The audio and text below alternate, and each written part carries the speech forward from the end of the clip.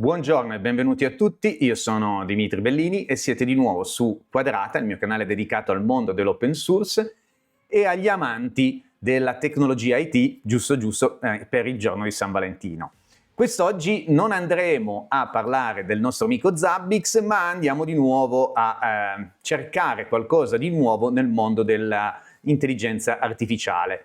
E nel puzzle del mio studio, no?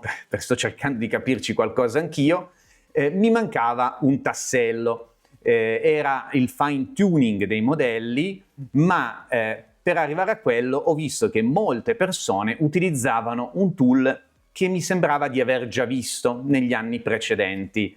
E questo tool è un tool open source che è molto interessante e aiuta tantissimo per scrivere in maniera procedurale del codice. Poi che sia per intelligenza artificiale o meno, è quella un'altra discussione. Andiamo a vedere che cos'è questo tool. Questo tool si chiama Juniper Notebook e se andiamo a vedere nella pagina di Wiki è un prodotto che c'è da un bel po' di anni. Si parla del 2015, quindi antesignano al mondo dell'intelligenza artificiale ed era nato per fare che cosa? Per andare a scrivere, come se fossero dei quaderni, del codice che servisse a progetti scientifici e inglobasse testo, codice e anche i risultati di queste analisi scientifiche, magari con dei grafici realizzati chiaramente con delle librerie grafiche in qualche linguaggio. I ragazzi di Jupyter Lab è un'estensione che andremo a vedere più avanti, si erano concentrati chiaramente su che cosa? Su Python, perché Python era veramente il linguaggio più amato, no? nel mondo open source, almeno tra i più amati, e tramite uno spin-off del codice standard di Python hanno realizzato una sorta di interactive Python e quindi ci permetteva, anzi ci permette tutt'oggi, di scrivere del codice e farlo eseguire step per step e vedere l'output di ogni step. Quindi non è che io scrivo il codice e poi lo lancio in una singola istanza, ma posso farlo step by step, iterativo, ok? Nella loro idea era di creare appunto un ambiente di sviluppo per ambienti scientifici e che magari non fosse solo relegato al codice Python, ma anche ad altre soluzioni, come vedete qua, Julia o R. Chiaramente negli anni sicuramente il Python è stato quello più utilizzato in ambito generale, ok? Magari in ambito più scientifico ci sono dei linguaggi più dettagliati, più mirati per determinate cose. Ma per quello che ci interessa a noi, torniamo su Python. Quindi questo progetto ebbe veramente un successo stratosferico, perché come vedete qua nel 2015 più o meno su GitHub aveva raggiunto i 200.000 download, penso, non lo so, e 2 milioni nel 2018, quindi veramente dei numeri notevoli. Tant'è, come notate qua, infatti poi qui era la somiglianza di cui parlavo.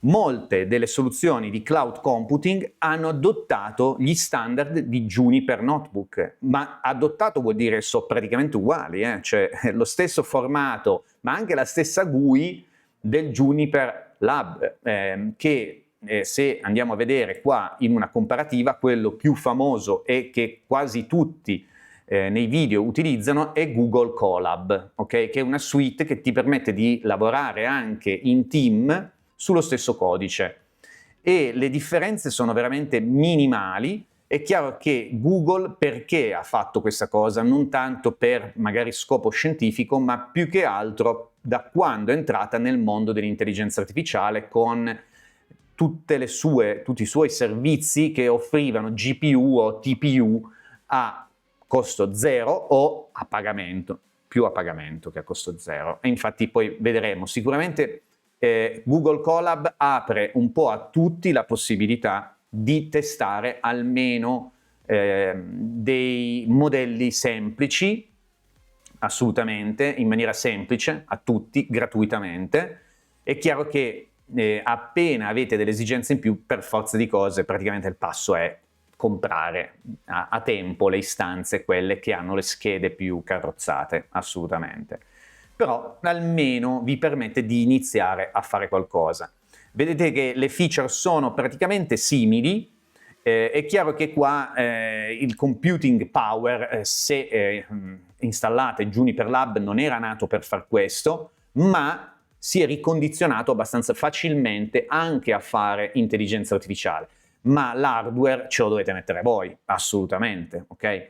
Ma io, sfruttando la mia super bestia con le schede RTX 8000, ci andavo proprio a pennello, no? Ho riutilizzato la stessa virtual machine con le stesse configurazioni che avevamo visto per il video di Ollama, ed è stato semplice, poi vi faccio vedere.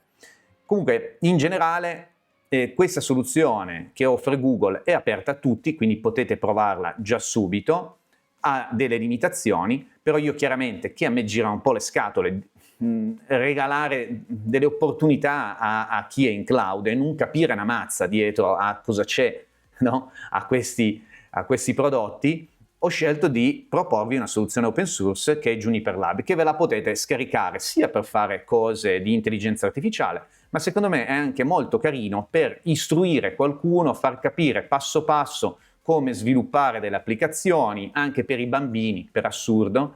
Lo trovo un metodo molto istruttivo. Detto ciò, andiamo a vedere da dove sono partito. Juniper Lab ha delle Docker image ufficiali nel loro sito, ha anche una libreria o comunque una versione customizzata per l'intelligenza artificiale, però io quello che volevo era un container Docker dove ci fosse tutto il necessario per poter lavorare con le librerie NVIDIA, ok? Quindi che cosa ho fatto? Ho cercato su internet e c'è un ragazzo molto gentile che su GitHub ha realizzato una immagine container dedicata proprio per far questo, che si chiama appunto PyTorch Notebook, ed è facile installarla perché è proprio un container, quindi io lancio il container con 4 parametri e avrò la mia istanza di Juniper Lab. E dimenticavo di un piccolo dettaglio: Juniper Lab non è una GUI da desktop, ma è un applicativo web, ok? Quindi potete installarlo su una vostra macchina remota, come ho fatto io, e poi accedere col vostro browser tranquillamente e sfruttare le risorse che sono su quella macchina remota. Tutto quanto funziona a meraviglia, senza grandi intoppi, andando ad aggiungere il flag GPUs all. Chiaramente dovete aver fatto tutti quegli step che vi avevo elencato appunto nel video di Ollama, quindi abilitare il Docker Engine all'utilizzo dell'NVIDIA Docker Engine e chiaramente avere tutte le dipendenze necessarie per far girare i driver NVIDIA. Ma fatto questo e lanciato il nostro Docker container, la cosa è molto semplice. Andiamo a vedere da console, ma come immaginate questa è la mia linea per istanziare il mio container. Ho dovuto solo andare a specificare un file system locale mappandolo sulla root di questo container. Perché? Perché andando a scaricare dei modelli molto ampi, no? Chiaramente avevo dei problemi tecnici di spazio e quindi ho preferito montarla. Non è elegante, non è super sicuro, ma chi se ne frega, tanto è un laboratorio. Poi ho messo una password fissa perché, ecco, l'unica pecca di Juniper Lab è che è un ambiente singolo, quindi voi potete lavorarci, non potete lavorare in multiutenza. Esiste la possibilità di lavorare in multiutenza, però la configurazione si complica un pochino, ok? Quindi per quello che dovevo fare io andava bene così, mi interessava avere una singola istanza e utilizzarla da solo, quindi poteva andare bene questa versione qui, tranquillamente. E quindi qua io ho, tra l'altro, comunque tutti e due i Docker container, uno che fa girare Ollama per andare a interagire con i modelli già pre-trainati, e poi il mio bel Juniper Lab che sta girando per scrivere del codice e sfruttare le GPU. Quindi non è che vanno in conflitto, chiaramente, ma le risorse che sono all'interno di questa macchina, quindi le GPU che sono all'interno di questa macchina virtuale, ricordiamocelo, sono condivise da tutti e due gli applicativi. Okay? È chiaro che ci saranno delle penalty quando verranno lanciati insieme, però posso lasciarli attivi e comunque sfruttarli entrambi.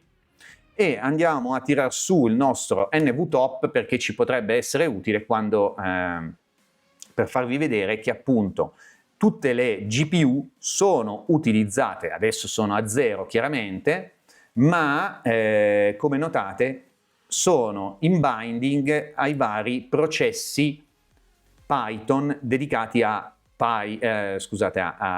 Jupyter Lab e anche a Ollama, ok? Quindi ci sono, nessuno lo sta usando, però potrebbero essere utilizzate da questi due programmi, ok? Ritorno a questo punto alla nostra interfaccia perché dobbiamo capire come è fatta la GUI del nostro Juniper Lab. Eccola qua. Questa è la GUI di Juniper Lab che si presenta con un pannello un menu, anzi, scusate, per interagire, quindi scaricare file, salvare, eccetera, fare editing, cambiare le modalità di visualizzazione, eccetera, e configurare vari parametri. Anche il tema è configurabile, no? Se uno volesse quello bianco o avesse altri fisme, si può cambiare tranquillamente il tema. Nella barra laterale sinistra abbiamo il file manager che ci permette di andare a caricare questi file che hanno questa estensione particolare. Adesso particolare proprio no, ma ecco, lo vediamo qua, IPyNB, quindi è un formato dedicato che comunque è compatibile, appunto, come dicevo, anche su Google e altre piattaforme, perché è diventato praticamente uno standard di fatto per chi vuole utilizzare questo metodo di lavoro. E poi la finestra centrale con i vari tab dei programmi. Come notate sembra una specie di Word, ok? Qua c'è il titolo e qua poi ci sono delle sezioni. Nelle sezioni, questo è un semplice programma Python, notate che c'è il nostro codice, quindi ci sono una definizione di alcune variabili e qua c'è un sottomenu che vado a dire sommo le variabili e qua sotto c'è il risultato. E come vedete è scrivere il linguaggio Python ma potendolo commentare on the fly e in più poter anche visualizzare step by step le eventuali variabili in output, ok? Quindi qua è un esempio veramente molto semplice, ma se io qua voglio far partire l'esecuzione di questa riga, io faccio Shift e Enter e la riga viene eseguita. Se io cambio i valori, mettiamo che qua, vedete, è diventato 4, qua diventa arancione perché mi dice che non è stato ancora interpretata la riga, faccio invio, la interpreta, vabbè, qua viene fuori il drop menu, e qua vado, salta allo step successivo, lo lancio e non è ancora cambiato il risultato perché tutto sta dentro nella variabile result e con il print andrò a visualizzare qua sotto il risultato. Ok, vedete che è stato aggiornato il risultato. Tutti questi dati comunque rimangono salvati all'interno del progetto. Questo perché è utile? Perché se io poi devo condividere questo progetto posso far vedere quello che è veramente successo quando l'ho compilato io, questo codice. E se uno dovesse scrivere dei commenti, come faccio? Questa linea di codice si può trasformare da linea di codice a linea di testo usando la modalità Markdown, ok? Quindi qua adesso in modalità codice, ma io gli dico di lavorare in Markdown e metto, non so, faccio un titoletto così e scrivo test e poi batto invio e vedete che è venuto in modalità Markdown, l'ha trasformato in qualcosa di visibile e intellegibile da tutti. Quindi un carattere un pochino più grande, ma potete mettere quello che volete. Markdown ha veramente tantissime opzioni, non me le ricordo a memoria, solo alcune. Però capite che è molto interessante perché? Perché ci permette anche di fare altre cose. Per esempio, aprire dei file CSV in modalità grafica, per andarli ad aggiungere all'interno del nostro codice, ok? Perché se io qua voglio dire, ok, sfruttando la base di dati in CSV e la mostro all'interno del mio testo, dopo tutto il resto viene spiegato in maniera più semplice e capibile da tutti. Stessa cosa con i JSON file, anche questi mi verranno mostrati in maniera più leggibile da tutti e all'interno di un unico documento. E tanto per farvi capire, vi faccio vedere cosa succede quando invece lavoriamo con un contesto di intelligenza artificiale. Qua io vado a caricare le mie librerie, vedo l'output di questo caricamento, ma la cosa interessante, come vedete qua, è che poi durante la fase di training del modello abbiamo l'output, chiaramente perché gliel'abbiamo detto noi di fare l'output, però direttamente nel notebook, e verrà mantenuta questa informazione quando io scambierò questo notebook verso un altro utente. Qualcosa di più complicato qua, non abbiamo solo del testo, ma abbiamo anche, scusate, eccola qua, la parte di grafici. Così possiamo anche capire, determinare alcune cose quando facciamo i training dell'intelligenza artificiale. Quindi è molto interessante questo metodo perché è molto esemplificativo, ci fa vedere in maniera chiara i risultati in base a quello che vogliamo noi e sono facilmente condivisibili con altre persone. Lo potete fare con Colab? Assolutamente sì. Questo è l'esempio che ho copiato all'interno del mio Google Drive e importato all'interno di Colab di Google. Fa le stesse cose, è un pochino più carino, tra le altre cose. Hanno aggiunto qualche bellezza estetica, tipo che fa la rotellina quando sta compilando o eseguendo quella parte di codice, però tolto quello, vi dà anche a disposizione appunto un'accelerazione grafica per fare i vostri esperimenti sull'intelligenza artificiale. È chiaro che le performance sono quelle che sono, però meglio che niente, è gratis, provateci, ok? Se volete fare di più è ovvio che dovete prendervi una GPU o pagare, no, soldi. Qua ad esempio abbiamo questa T4 che non so bene che cosa equivalga. Se dovete usare l'H100 di Nvidia o roba del genere, ci sono altri cloud provider che offrono delle soluzioni, però comunque sono, mi sembra, intorno ai $4-6 all'ora. Capite che non costa poco. Trainare un modello un po' complesso ci vuole veramente tanto tempo, ore, giorni, quindi non è economico, ok? Quindi se volete giocare, fate prima prendervi una scheda Nvidia, magari ci vorranno 2 giorni, però forse è più economico.